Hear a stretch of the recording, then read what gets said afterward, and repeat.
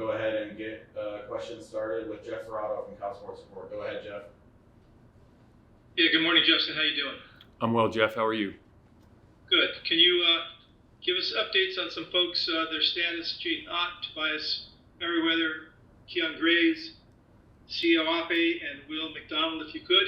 Yeah, Graves, we're hopeful. Say Ott, probable. Sia Wape, we'll see as the week goes on. Same with McDonald and Tobias.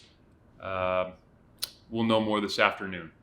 So I don't have a confirmation one way or the other on all those guys right yet, Jeff. All right, thanks. Yep. All right, and if you have a next question for Coach, go ahead and put it in the chat, and we'll go ahead and call on you.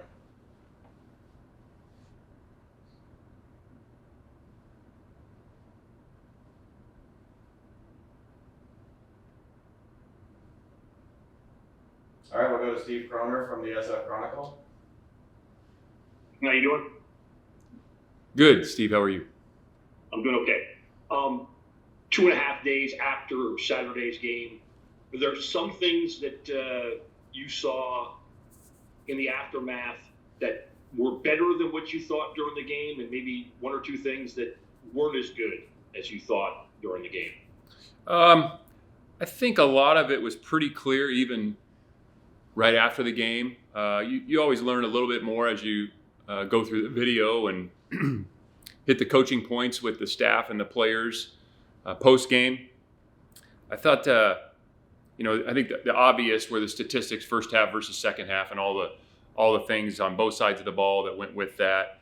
I think from 10,000 feet, we were really excited to play. I think the guys on the team were really, really eager to get out there and compete. And I think maybe some of that got in our way a little bit. Sometimes you got to learn to manage that energy that you have on game day, and kind of being in the red, as we call it, doesn't always equate to playing great football. And I think that happened to us a little bit. Just the excitement of the first game, the energy of that first game, and wanting to do so well. So learning how to manage that and get ourselves in the zone for peak performance is going to be a key going forward. I was really proud of how they played through, some not so great football on both sides of the ball, and competed all the way to the end of the game and played much better in the second half. But the obvious things that we talked about after the game were what they were.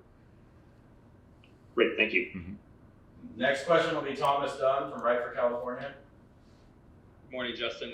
You've really emphasized executing when it gets down to one-score games and close games. What have you seen from your team last year compared to now that tells you if you get into that scenario Saturday that you'll come out the other side on top?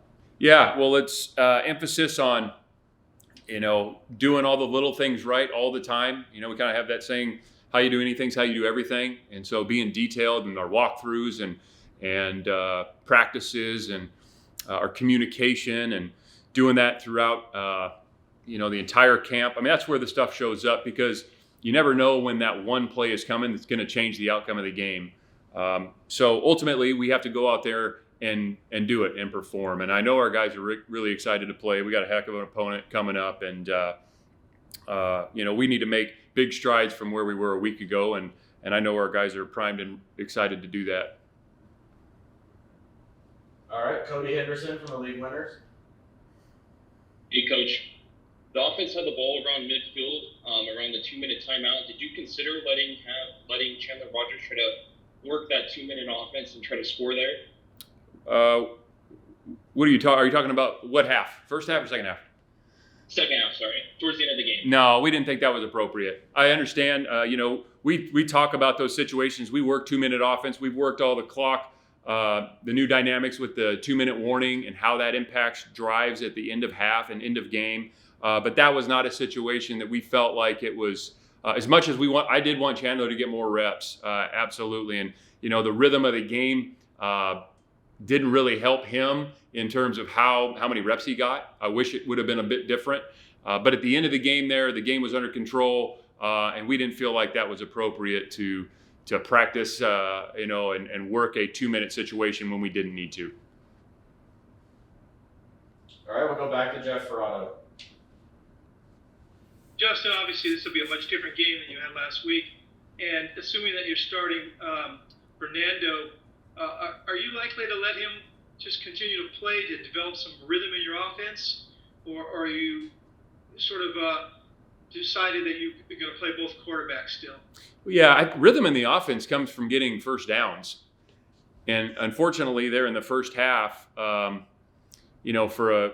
a number of reasons, we had, I think 5 of the 6 drives were 3 plays or less. And so nobody can get into a rhythm. The quarterback can't, the O-line can't, the team can't if you're going 3 and out or less on 5 of the 6 drives. So I think the quarterback obviously those guys play a critical role, as does the tackle and the running back and the tight end and everybody else. So as an offense, we need to do a better job creating rhythm. And the way you do that is by getting the first down of the drive so you can create some rhythm. So I think Fernando did some good things. He threw some good balls. There's a few things that we have to be better on with Fernando. And then I think Chandler did some good things as well. And again, I kind of go back. I wish we would have converted a couple of those first downs so we could have got him some more opportunities. You think you'll continue to get more opportunity this week? Yeah, we'll see. I mean, I think again, we like both those guys. We like that quarterback room, and we'll see how this week goes and how the game goes on Saturday. All right, thank you. Yep. All right, back to Steve Kroner. Hey, Justin, Sam Jackson is playing wide receiver for Auburn. In a different world, could Sam Jackson have been playing wide receiver for the California Golden Bears this year? Yes. Sam, being here for a year, he's a dynamic athlete, and we did have discussions at the end of last year after he had suffered an injury about him, wanting to play wide out, and we were very open to that and understood that might be a great option. He chose to go a different direction, and we wish Sam well. I want nothing but good things for Sam. I hope everything, plays out in his favor other than this game. He is a dynamic athlete. I mean, a dynamic athlete. We know that. We saw it firsthand, and I think it kind of speaks to their roster when you look at right now just some of the guys on there, and we'll get. I'm sure he'll get opportunities in the game. I don't know how many. Kind of depends probably how that game goes, but they got some very, very talented wideouts. All right, Matt Moreno from Rivals. Hi, Coach. After Saturday's game, you mentioned missed tackles as being something that stood out defensively. But as you assess things and go into this next week, what are some things maybe on that side of the ball that you want to see more of or less of, going against Auburn? Yeah, more made tackles, less missed tackles. I thought the first half it really showed up. Defensively in the first half, it was tackling, and we lost leverage and man coverage. Those were our issues primarily in the first half on defense. So we got to do a better job there. And I thought the second half we played better, and guys did a good job with their leverage, understanding where their help was.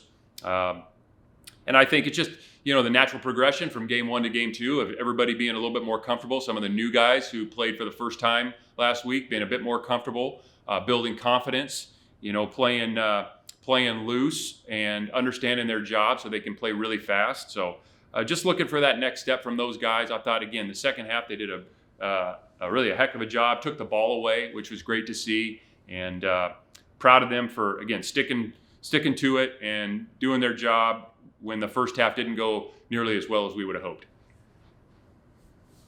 All right, back to Jeff. Justin, you did have the 3 interceptions, and some of that was probably based on pressure on the quarterback, but you did not have a sack, and I'm wondering what you thought about your pass rush and where it has to go from here. Yeah, I thought we had some good individual rushes. You could kind of go down the list. McCulla showed up for sure. X got to the quarterback. I mean, we got our hands on the quarterback and hit him multiple times. We also forced that ball out and had some interceptions. And then the other thing that I thought was really big was the batted balls. I think we had 3 total at the line of scrimmage with the defensive lineman batting the ball down, and those are key plays. So we all want sacks. I mean, I get that. We had a couple opportunities, but we also, I would say, did a better job affecting the quarterback, and that showed up in other ways. So hopefully we can get the quarterback on the ground, and we know they got a heck of an offensive line at Auburn. Quarterback's a veteran player and is really, really a good player. So we'll need to be our best and better than we were a week ago this coming Saturday. I can ask you a follow-up. It's well documented how much different you guys are in personnel. It seems like they have a lot of new players as well. Is what happened last year have almost nothing to do with what might happen on Saturday? Well, I don't know if it's nothing to do. Obviously, teams change year to year. They've changed. We've changed. Schematically, especially defense, you see some differences. Offense, Coach Freed's always done a great job on offense, but they're going to do what they, what's best for them and their players. So there'll be new wrinkles from year to year. But you mentioned the new players. You got the, receiver, the recruit. He is a phenomenal athlete, number 8. Number 5, the guy from Penn State's a very, very productive player. New tackle. The running back's a good player. The QB's played a lot. Defensively, the linebacker from Duke. The defensive end, the edge player is a very, very gifted guy. And so they've got the corner who we actually recruited hard. He played nickel for him last year. He's playing corner for him this year. Keontae Scott is a very good player as well. So they got good players. And Coach Durkin is a really good coach. Known him a long time. Or kind of competed against him a few times way back when. So he's a really good coach. So they'll be prepared and have good schemes, and they got really good players. And I know it's just one of 12 games, but how important could this game be to the arc of your season, you think? Well, they're all important, Jeff. That's the truth. They're all important, and this one is important as any. All right. Not more so. Are you good, Jeff? All right. We'll circle back to Thomas Dunn. Justin, you just mentioned his name, but on the topic of pass rush, what has Ryan McCulla showed you after contributing in spurts last year, and what has he shown you over the offseason, and how do you foresee his role increasing, if at all, over the course of the season? I think Ryan could be one of the most improved guys on the team. He is one of the most improved guys on the team from January until now. He is a talented athlete. He's explosive. He can run. He's really coachable.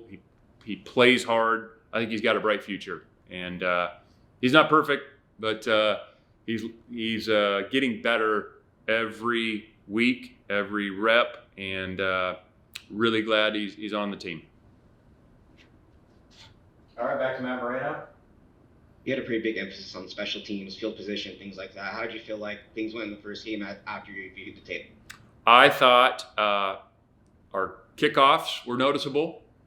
I thought the kicker was noticeable. I thought the kickoff return was a huge play in the game. With Noel Williams, they weren't going to kick it deep to Jaden. I think we saw that right away. And then adjusting the return and Noel catching it clean. TJ Bowlers made a huge block. Jordan King, Ryan McCulla got that return going, and Noel took it to the house. That was a huge play. I think our punt return did some good things. We can be better there. And Mikey had a couple nice returns. We just got to get those punt returns started. Punting, a couple good things. I think we can be better in punt. And at the end of it, I think we were plus 12 in average starting field position, plus 12 yards, which is a big deal. And that's something we're going to continue to emphasize with our team. All right, we'll finish this off with one more from Jeff. Go ahead, Jeff.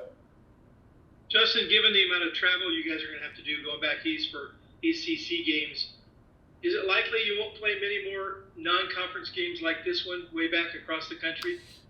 Jeff, that's a great question. And I think that, if we had known whenever these games are scheduled, I doubt they would have done that just because of the new travel schedule. But nobody saw any of this change coming when these games are scheduled. And usually that's 6, 7, even 10 years out. And so I know we're excited to go to Auburn and play. It's an unbelievable environment. It's a great football team, storied tradition. It's going to be an awesome deal.